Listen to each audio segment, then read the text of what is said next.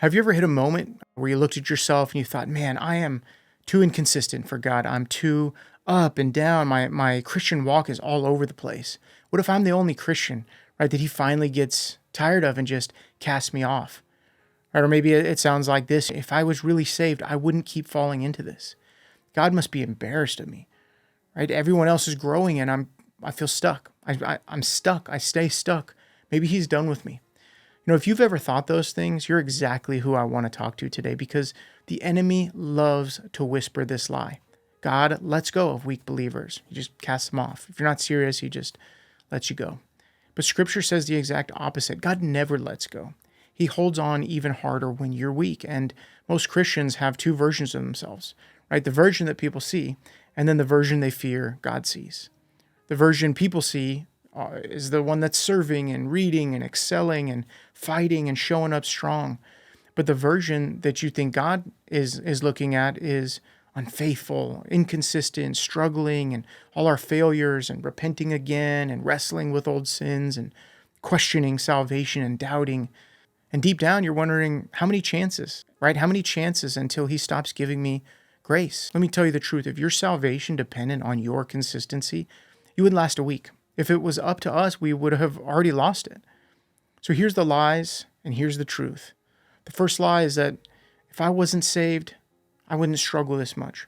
But the truth is, struggle is evidence that the Spirit is alive in you. Dead hearts don't fight. Right? Lie number two, I messed up again. God must be done with me. The truth, if God abandoned every believer who messed up, then David, Peter, Samson, Solomon, Jonah, every disciple wouldn't have been saved. Lie number three, maybe I crossed the line. Maybe I went too far. Maybe I've doubted too much. Jesus said, whoever comes to him, and this is the truth, he will never cast out. Never. Lie number four, I keep drifting, right? Maybe I'm not chosen. The truth, people who aren't chosen don't care. If you care and you're in Christ, then you're his. And here's how he really preserves you when you're drifting. First, God's not going to let you stay comfortable in your sin.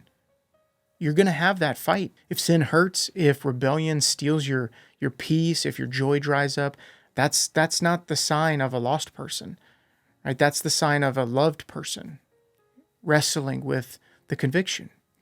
And second, God limits how far you can fall. In Psalm 37, it says that though a believer falls, they won't be cast headlong because the Lord upholds them.